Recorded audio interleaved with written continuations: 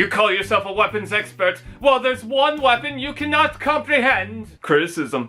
Based on the 1984 character, roughly, Ironhide was known to be incredibly impatient and short-tempered, which seems to be translated into the films. We're still trying to figure that out. His shape and rough outline of basic characteristics may be a turn-off, but with the iconic double cannons, rough attitude, and distinct head shape, Ironhide somehow made a decent impression up until Dark of the Moon when everyone cried, probably. Sentinel Prime thinks he could just take him out, yet Ironhide seems to resurface with a new Masterpiece toy and Studio Series figure, which we'll be taking a look at. Similar to some other Studio Series figures based on the first film, Ironhide comes with the Mission City background, more closely matching to the Voyager-class Starscream and Brawl with its size. On the stand is the specified film logo and code listed for the Studio Series figure, Ironhide being number 14 of the line. Ironhide transforms into a GMC dropkick in pure, unforgiving black, complete with his upper lip grill, and I've gotta be honest, it's not really a standout. Compared to the green Hummer ambulance, the yellow and black Camaro, or whatever jazz is, Ironhide is just a normal truck.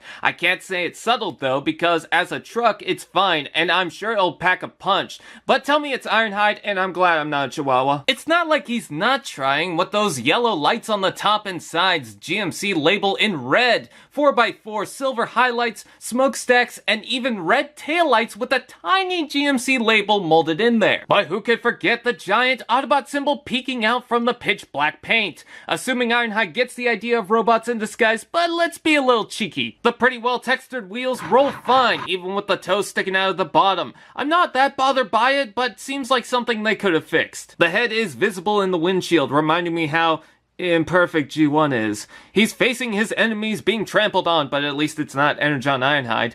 Don't worry, if you're concerned it'll be too distracting, the back bed has a pretty empty gap with kibble seeping through. At least he has a place to store all those teeth he's collected. Are you the Tooth Fairy?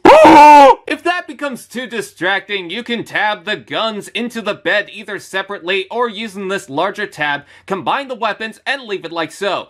Anyone remember the stupid Inspector Gadget movie with the rocket car? Yeah, let's keep it that way. I get why they didn't make proper storage, although it seems like Studio Series really doesn't care about it. However, I prefer having it on the side facing forward to get some joy, rather than Ironhide overhauling his equipment. Ironhide's not back in red, but he's back in black, and to be honest, I was more into Ironhide being a strong, heavy-duty truck over a van, unless soccer moms are considered a weapon. The color isn't flashy, but in the realm this is set in, that's fine. People recognize this truck enough, and his personality isn't distorted by the fury of this vehicle. It still looks aggressive.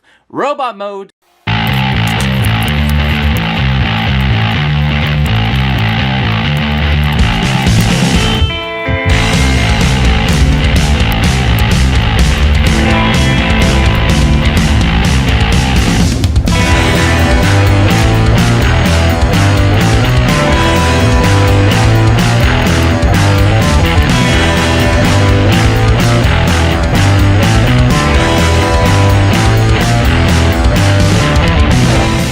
Getting into robot mode, I'd like to bring up some things in the transformation possibly missed. Make sure that when you attach the front vehicle halves in the chest, bring up the piece on the head and tab the chest in properly. They will lock in. Remember to bring out these circular parts for the titty aesthetic and flip in the wheels at the feet all the way. If you don't feel it's incorrectly, move the foot forward a bit and lock the wheel into place because the wheel might be hitting something in the lower leg. Keep all that in mind and you get a dashing bronco of a figure. No graceful ballerina despite doing flips and tricks in the first film like a dog show. Ironhide's aggressive nature is beautifully crafted here. Even though there's a masterpiece, this does stand on its own, especially with the use of excess parts.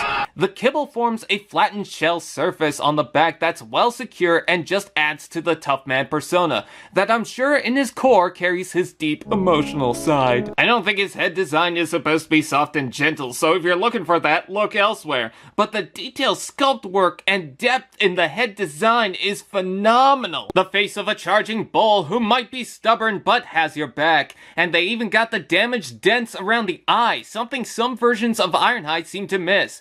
And how can I not comment on the wonderful silver paintwork? Did someone say articulation?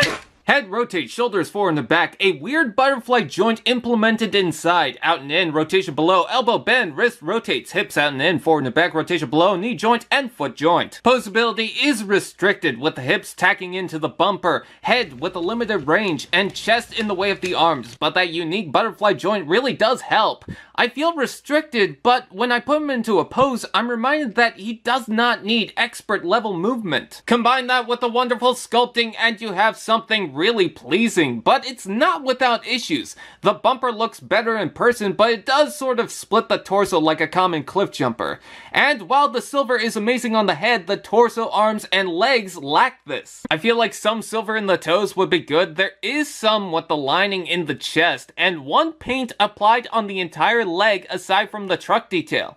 But with the unmatched and more focused head, it looks like a swap of parts. The arms do look spindly for his robust bulk, but there is a remedy. Let's take a look at the accessories. Ironhide comes with the cannons that helped reshape the conventional temper tantrum. Both are very different from one another, is molded in black and gray with silver highlights, and is the perfect size in proportion to the toy. Some are too small, some are too big, but this is just right, and helps add the heft the arms trailed behind. It's using the 5mm port, so you can add other weapons using the attachment. Although I did hear a bad cracking noise in this one. Well molded and hides that disgusting glass sticking out of the arms. That looks painful. Talk to the cannons, cause the face is broken. Let's talk about scaling. Ironhide is a bit shorter than the average to fit the new Studio Series size. The cost goes towards engineering and mass this time rather than height. Honestly, I think Ironhide fits even for some older toys. I felt like some Ironhides were too short or too big, mainly for the newer scales. As long as Ratchet doesn't outdo him and Bumblebee and Jazz are shorter, this is fine. Even some older Optimus Prime toys work with this. No major gimmicks, he's just simply Ironhide, and I think the design is well made. Do not worry about falling over, the back is flat enough to keep the weight center, but these feet are made for stomping. Is it cold, Ironhide? Your yellow nips are looking mighty hard. This figure is not perfect, the articulation could have been improved, and it's crying out for more silver. There are certain things the masterpiece does that's for better or worse, but it helps with the higher budget and scale. Still, this one looks a lot more solid and put together. He's got enough detail, and he was never really the picture of beauty. Ironhide is a bulbous bot, but that's why we love him. That, and how can you go wrong with two giant cannons pointed at Sentinel? Very solid, while the articulation could have been improved, he does fine, and he is one of my favorite Studio Series figures. I'd say give it a try. If you can find him, buy him. I like him big. I like him chunky.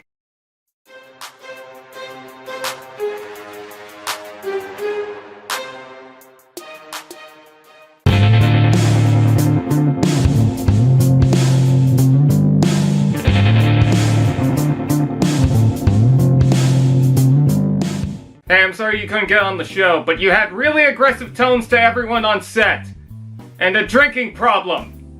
And maybe an ear infection. The creators of the show intended to add Ironhide as a main cast character, but was exchanged for Bulkhead, popular at the time from animated. Apparently it was revealed they didn't want to confuse kids with the movie version, but I mean, who cares? This form of Ironhide is almost a celebration of Ironhide forms prior, the red color of the original, truck and tough alt form of the movie, and even the Cyberverse toy description states laser-proof armor like the animated series. All it's missing is kicker! In the Hasbro release of this mold, all we got was a green repainted cup, which was odd, especially since the cannons are hand-me-downs. Takara did get an official Arms Micron release with the proper paint. Before the main course, there's the appetizer. Iroh, which the origins of that name will always be a mystery, converts into Ironhide's cannon in this odd goldish burnt orange. The color choice is odd. I'd expect a handful of monkeys bouncing out of this. I get why it's a cannon based off the films, and there is a good approach to detail. I also dig how everything surrounds itself to keep a cylinder shape. Define cannon fodder. Some of the tabs don't hold well, but that's the least of my worries. Yep, those are stickers, and you know how much I... This isn't the only point of assembly. The entire Arms Micron comes apart from the sprue kit.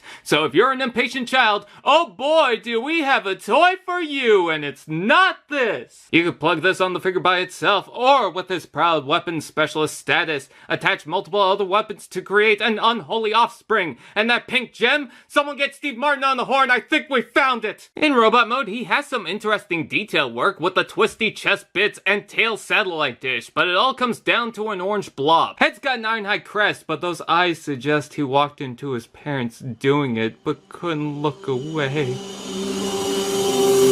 And what are those on his hands? Miniature clamps? Careful, he'll pinch you into annoyance. I do not trust those tabs connected to the shoulders. I would show you the articulation with the arm rotation, but I messed up building this and the stress marks are not stable. You can add a weapon to the side of the arm, maybe a reference to the film Ironhide, and plug one on top, because why question weapon head? So while the stickers give him some color, my biggest complaint is the shoulder clips and the blur of a singular color that doesn't allow most of this to shine. And that's disappointing. Still, it's tiny, does its thing, and not what we're here for. In alt mode, Ironhide blends the movie theme with a custom-made heavy-duty pickup truck and the Generation 1 style base color, though not completely set with a dark gray split by the pinkish-orange stripe. Stickers are just gross. Not that there's a particular quality issue, it's just I have a burning hatred for them. But the figure feels incomplete and lacking without them. It does help the colors, though lining it properly between the parts takes effort. And I hate effort. You can't understand the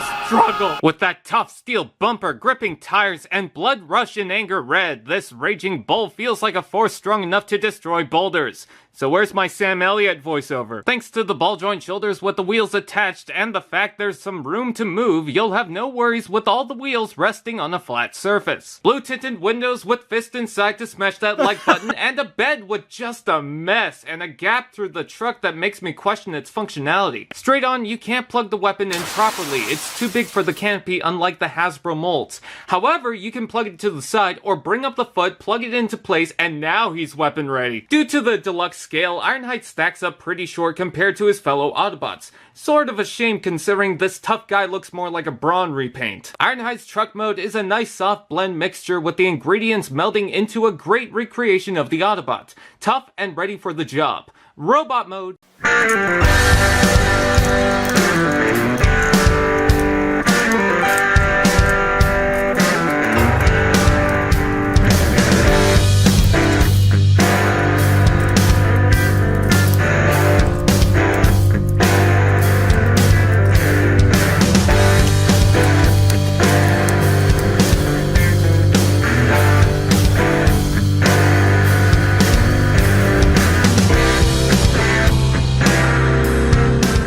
Getting into robot mode is more of a hassle as some things get in the way, but looking at the design, it's pretty disappointing. Not because it's bad, far from it, but the fact that this is a perfect fusion of Ironhide's before with the unique Prime aesthetic. This could have been a defining Ironhide if they actually used it in the show. Funny, now realizing Ironhide was supposed to take the place of Bulkhead. So, was there plans for this to be a Voyager? I mean, sure, next to Ratchet this seems familiar, but imagine this in a taller class, maybe even in first edition. Oh, what could have been, but we still love you, Bulk. I'm gonna sound like a broken record, but that head sculpt blends the old from the new. It has the classic helmet with the brutish, aggressive upper lip. Actually sort of looks like those preschool GoBots. See, fans, it's true. Worlds can come together for something beautiful. So quit baiting and bot posting, you dickhole. Did someone say articulation? Head rotates, ball joint shoulders, ball joint elbows, ball joint hips, rotation below, knee joint, and ball joint feet. Aside from the restricted shoulders due to the armor, the articulation is fair, but what really catches my attention is the heavy-duty style dressed for success. Just give him a vest and a sign, and he'll make the perfect crossing guard, if not the angriest. Ironhide's got a lot of gray. Maybe they tried blending the two colors, but seeing the bright alt mode and already getting the popularized beige version, this feels pulled back from a vivid color, perfectly balanced. Like all references should be. I like how the headlights on the shoulders with the stripe of the hood seems inspired by the Bay look but goes its own route that gives him his own. Inspired but slightly antithetic. Ironhide doesn't come with the same cannons from Cup, and while admittedly it does seem fitting for Ironhide more so, he's already packing some heat. I mean, you see that bulge? Too bad there's no ass to counteract. What a shame. I think that looks too right. Let's take a look at the accessories. I mean, we already did this, but you can add it to the hand or the side of the arm. With the distance of the peg, it's like the cannon's a germaphobe avoiding contact. I generally just plug it into the hand for a more natural feel. At least the orange totally goes with Ironhide's eyes, maybe? If you transform Ironhide correctly, you'll get this large panel sticking out of the back. While you can remove it and plug it the other way to fit his hunchback, I don't want to add any unnecessary stress to the joint. Also, you could scoop up ice cream. It's too bad this wasn't used for much, because this could have been the definitive Ironhide that celebrates different forms of the iconic character throughout the years. There's so much recognized here that fits and melds into a wonderful piece of angry, ass-kicking fury. If only he was a bit bigger. Probably won't compete with Siege or Studio Series. Still, he'll satisfy any Ironhide fan. Thank you to I Am Amazing Mason on YouTube for helping me out on getting this figure, complete with the box, showing him in his pinkish form for some reason, and no, I did not pay that price. And let this be a lesson. We don't have to draw lines between the fandom. We don't have to pull strings or scream at each other. I mean, we just got a G1 style and movie style Ironhide figure. We can all share this space in the fandom. So stop being a bunch of dog whores!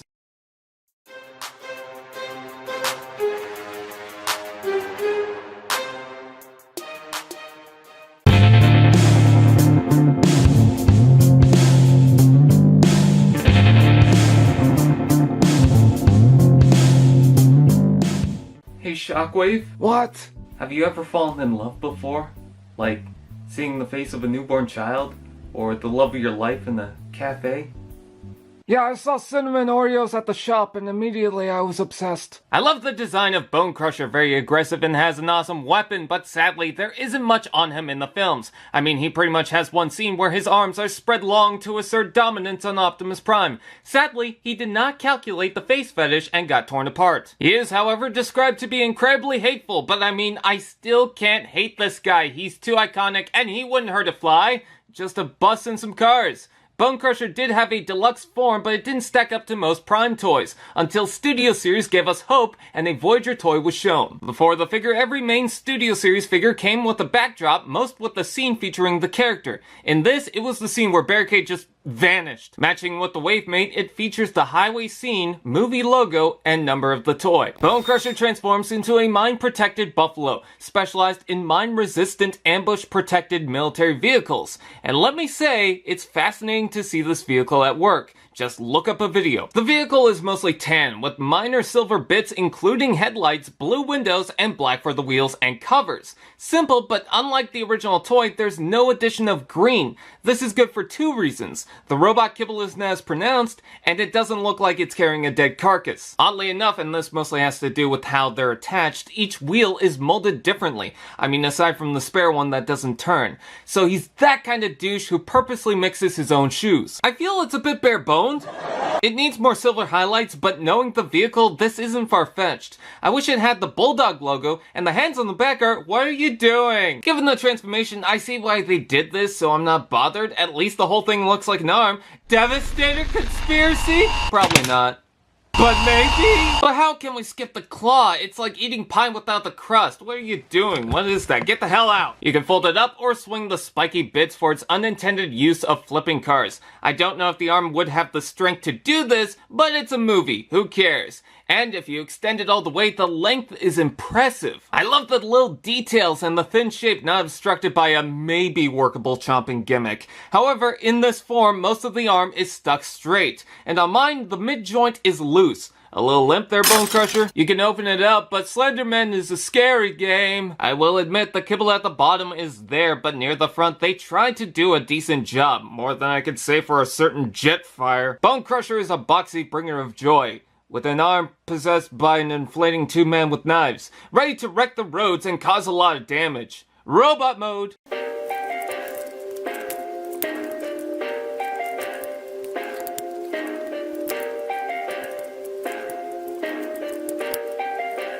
Perfect.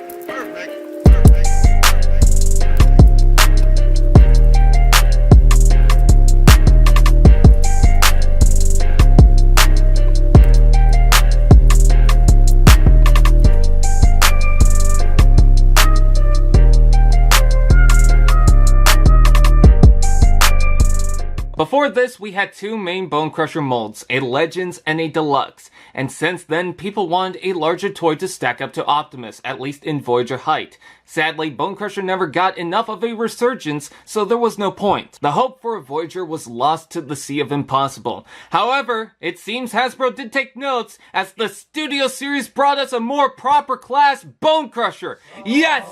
They did it! They actually put him in the class we've wanted! Are you happy?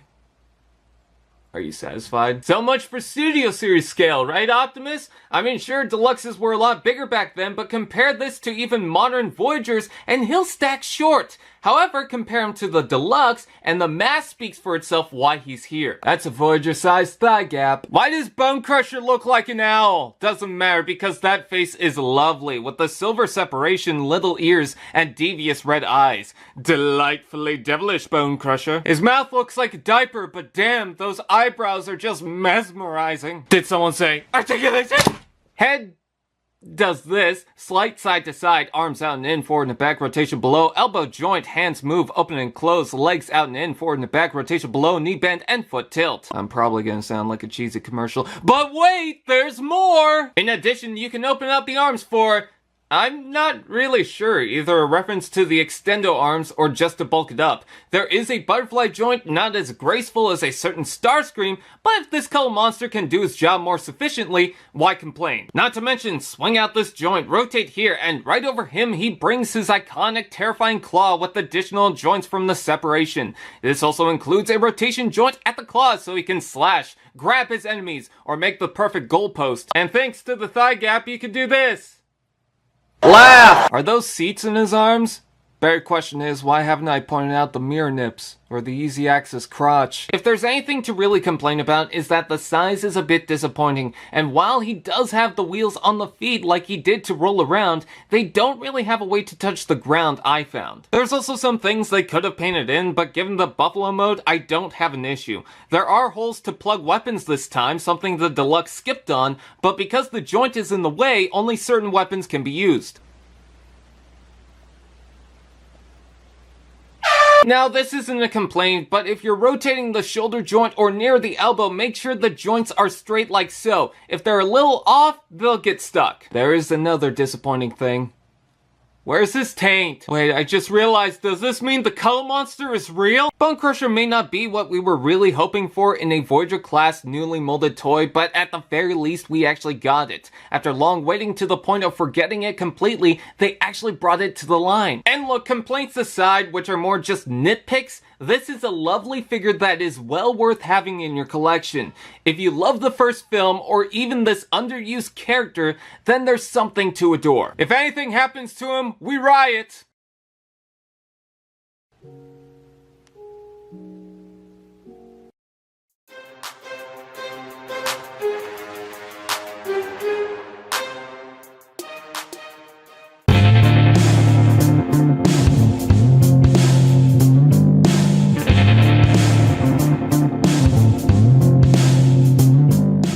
I still can't believe I got this. What are you gushing over? Well, after so long, I actually managed to get this guy! I don't get it. Do you know who it is? Generic Autobot number 292? It's the legend of the Chevy Aveo. You know, if you disappoint me less often, you might actually get the Wi-Fi password. So what's the story with this guy? Is he anything like the original Swerve? Is he a part of the old Robots in Disguise continuity? The old Universe line as shown in the instructions? Did they just reuse the logo but it's somehow meant for the Universe Classics? Maybe the movie continuity with GM's partnership. It sure is a mystery, talking dog and high man. The release of this figure was crazy as part of the Chevy partnership, down to the mold being licensed by the company. Swerve had a sketchy release in multiple different countries, slowly leaking into the world. I won't go over the details, so I'll provide some links below. I swear there should be a documentary on this. Eventually, he may return to Canadian malls as a promotional giveaway. Funny thing, I just got this in time for its 10th anniversary return from June 18, 2009. With that, was Swerve worth going to the trouble of tracking down? Swerve, or Aveo Swerve, transforms into, well, a Chevy Aveo. Not anything used in the film, but considering Chevy bought the mold, I wouldn't imagine a Camaro would work out for everyone. This is also why Swerve never got a retail release or repaint. There was a rumored yellow variant, but that turned out to have been dunked in liquid Simpsons characters. Considering its origins, you shouldn't expect anything else but a car. No tabs or holes for a weapon, just some entitled brat's idea of freedom. However, they did sneak in a little Autobot logo using a slightly darker color. Pretty sneaky. Funny enough, this isn't the only time the Aveo crossed over with the robot transforming figure back in the days of funny CG transforming car commercials. There was an ad with the dancing robot featuring this car. The Aveo didn't transform, but now it's a conspiracy. They came to our world to boogie. Paint is simple. Some things I'm surprised by, like the handles. However, it's certainly missing anything at the bottom of the grille. There's a good mask to this, but that might just be me getting used to the modern deluxe figures. Either that or it has something to do with the tiny tires. At least they got the Chevy logos painted. Be a pretty crappy crossover without it, and there's nothing wrong with a basic realistic style car. Something you'd see passing by the road. Makes the Transformers seem more real, perhaps? That's right, even your shitty, broken down Pontiac can be a Transformer. As a real world car, it's clear there was a focus on the alt mode, much like the new Ghostbusters vehicle. It doesn't ruin it, but it's probably not going to stand out like other figures. Most of its obscureness comes from its release. Does it obstruct the robot mode?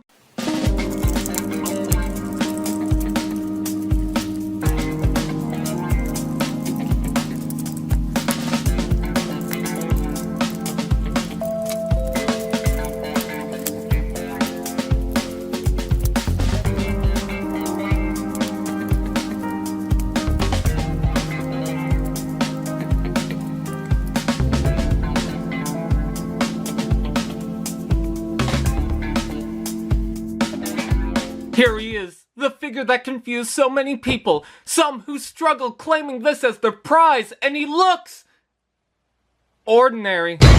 Usually when I refer to a generic Autobot, I bring out Sideswipe, red basic car Autobot. He checks out all the marks. But this one has the face fused with the Autobot symbol.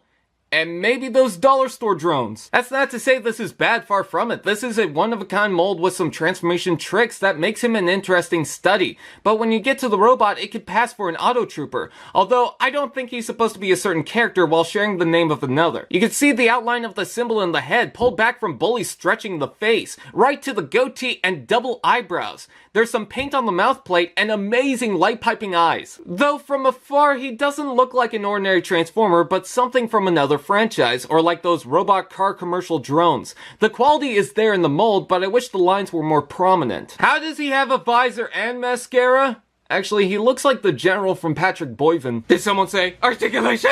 Ball jointed head, ball joint shoulders, elbow bend, wrist rotation, waist rotation, ball joint hips, hinged knee, foot tilt, and tapping motion. Posability is okay, but is certainly missing a lot, holding it back from being a sexy beast. Even with the added neck joint, wrist joint, and foot tilt, there's a lack of mid-arm rotation and leg rotation. His boots are so chunky that straight on, the feet don't stay flat on the ground. However, using the foot tilt, impressive for the time, it still kinda sucks. There's not much going with it, so there's almost no point. I wish he had better heels, but wheelies? Radical! You can use the transformation joint to get more out of it, but that's for wussies. This figure isn't doomed to only certain poses, but it's got some wasted opportunities. Look at the chest, with the Autobot symbol, presence of the promoted car, and the wiggle when you move the arms. Isn't that cool?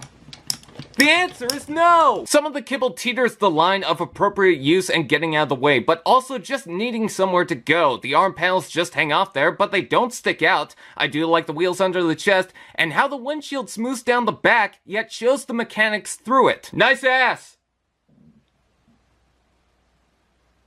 What? I wish he could hold weapons. He doesn't retain the 5mm port system, so good luck taking on competitive prices. Some may not appreciate the value of this toy. I'm not talking monetary, I mean the crazy history and origins. All that may be overshadowed by a generic style of an Autobot. However, he can also stand out as a soul for them. He checks all the marks for the idea of an Autobot, and really the figure's bulky and well made. Considering what he was made for, there's plenty of work put into this mold. And if you want an oddity that can fit in some of the major lines, this toy is for you. You don't even have to call him by his name, you could call him whatever. Call him Tom.